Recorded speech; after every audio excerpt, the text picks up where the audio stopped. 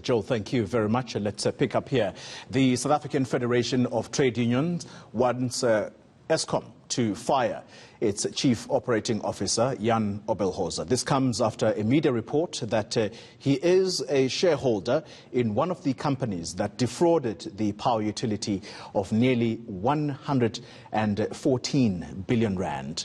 For more on this, we joined on the line, or should we say via Skype, by the Eskom spokesperson, that's Sikonati Manjanja. Mr. Manjanja, thank you very much for making the time. As always, you've made a number of admissions through that newspaper article about Mr. Oberholzer still being a shareholder of this company. But briefly for me, explain the justification why Mr. Oberholzer held meetings with the directors of this very company that he's a shareholder of immediately after his appointment in 2018. So, thank you, Tolani. The thing, Eskom being supplied by those contractors have to meet with the directors at some point to discuss things about the contracts they execute.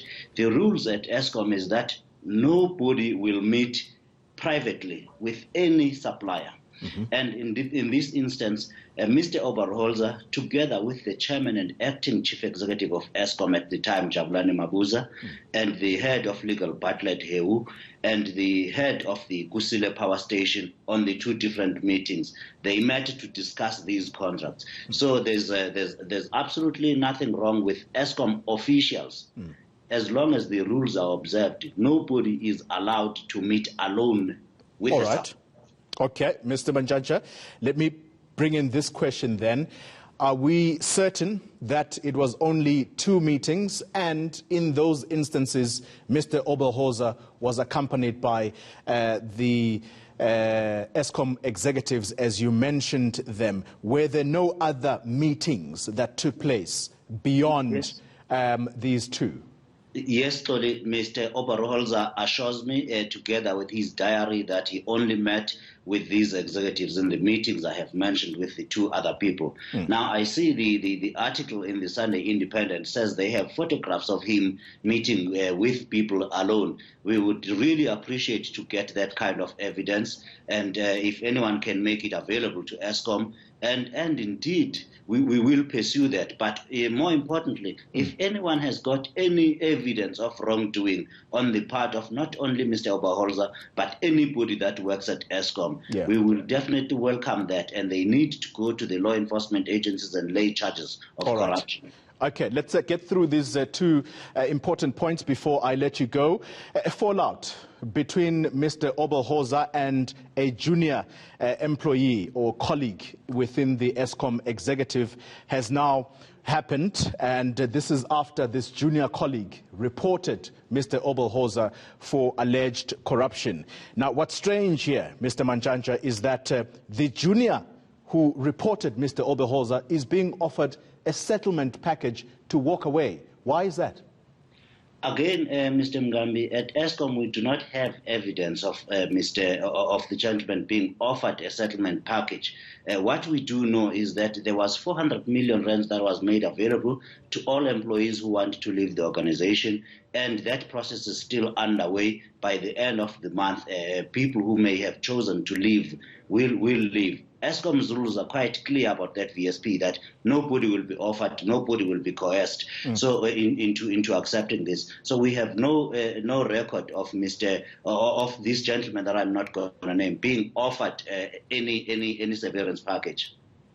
So why is the matter at the CCMA then, if it is about simply a severance package that this particular manager at Eskom is taking, or perhaps is unhappy about? Why would the matter go to the CCMA? Kolani, it may. I don't have the record of exactly why it's at the CCMA, but I can categorically tell you now that nobody has been coerced into accepting a VSP, and nobody. We do not have evidence of anyone being coerced into accepting a VSP. Yeah. Okay. Final question to you, and very briefly, please, Mr. Manjanja, I'm out of time.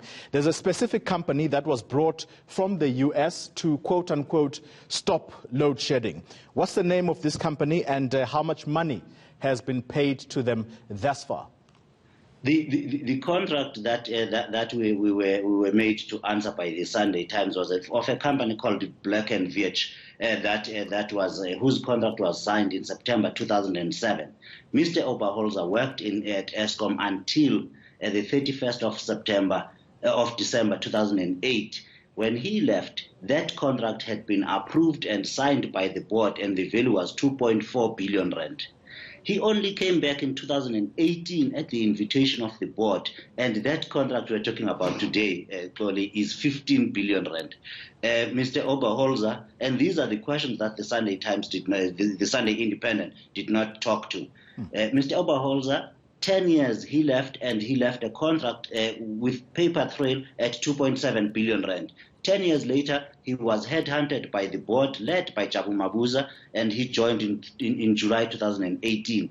We find this contract worth 15 billion rand today. And Eskom took this contract, together with others, including Stefanotti Stocks, by the way, has taken them to the SIU for investigation, and there are about 8 contracts with suspicious deviations and extensions that are now being investigated by the SIU. I want to go back to the matter of Stefanotti Stocks, in which Mr. Oberholzer holds shares.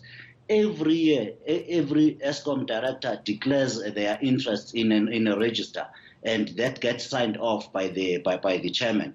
Mr. Oberholzer's interests are up to date and are declared. The shares at Stefanotti Stocks that we are talking about are today, or as at the close of the market yesterday, worth 6,900 rands at 20 cents. This is 33,000 shares. That is the information, again, that has been deliberately left out of the story that we are talking about here. All right. He declared this interest, and it was signed off by the chairman. It shows that he obtained these shares during the 10 years he had left Eskom, and they are today worth 6,900 rands. All right, Mr. Manjanja, as always, thank you very much for making the time to speak to us here.